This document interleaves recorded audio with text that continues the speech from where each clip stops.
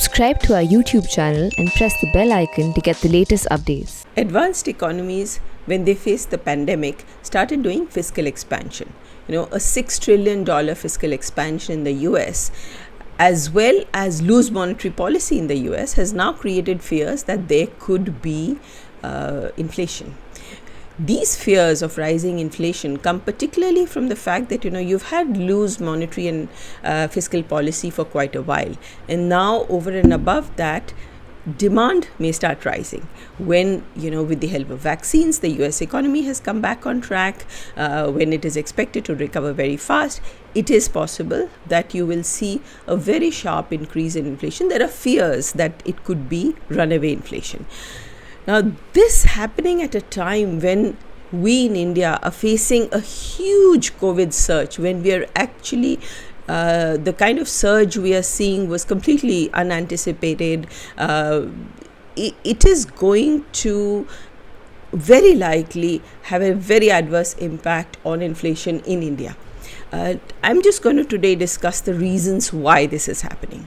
Now, first of all, when you think about what is happening in the US, it's mainly what they're expecting is higher demand side inflation. Now, first, that inflation will have an effect because global prices go up. So we see the wholesale price index in India went up because imported inflation, or inflation that happened because of the rise in global prices of the commodities that we import, such as metal, steel, chemicals and so on, those went up, and so we had higher wholesale price index inflation. At the same time, we also had higher imported inflation in CPI. This was particularly because of the edible oils, whose prices went up sharply because of the global pressures on those prices. In addition to the direct effect of higher global prices, you also get imported inflation because the rupee could depreciate. Now, why would the rupee depreciate? Why did it depreciate earlier when we lowered interest rates, and why would it depreciate further? Mainly because if the US starts raising rates because of its higher inflation, the Fed has indicated that it will not raise rates immediately. The Fed has also indicated that it will target an average rate of 2% inflation, and by saying average, people are understanding that this means that they're going to tolerate a little higher inflation in some periods to compensate for the lower inflation that the US has seen for a while.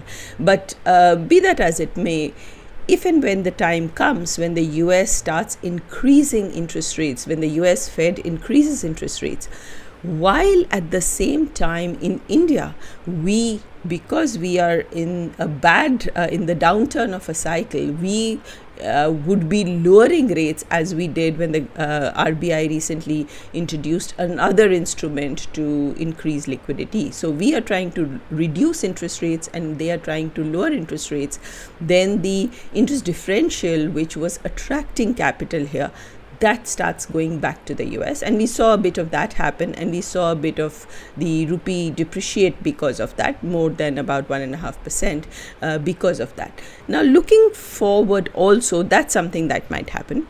In addition, if the scenario for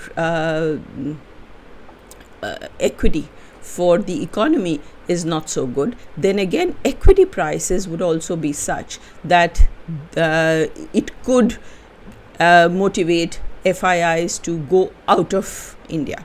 And if that happens and it puts pressure on the rupee, then really what we are seeing is, one, higher global prices, and second, a weaker rupee, which means that makes our imports more expensive. So we could see supply disruptions because of COVID, and because of this second horrible wave that we are witnessing. Second, we could see global prices go up. And third, we could see the rupee depreciate. All this put together could mean that the RBI is going to have an even more difficult task than it already does in trying to control inflation. If it steps in to prevent interest rates from staying high because of the large government debt program, then it would be increasing liquidity, trying to lower interest rate and run the risk of rupee depreciation. In the face of that, if it tries to prevent rupee depreciation by raising interest rates in the market, then it could hurt the little recovery that we expect to see this year.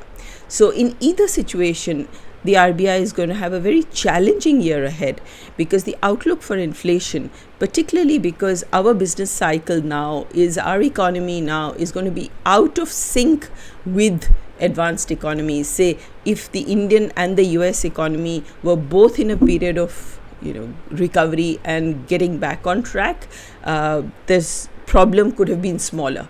But now with the second wave of COVID that we are seeing, this problem might be more challenging than we anticipated. Thank you.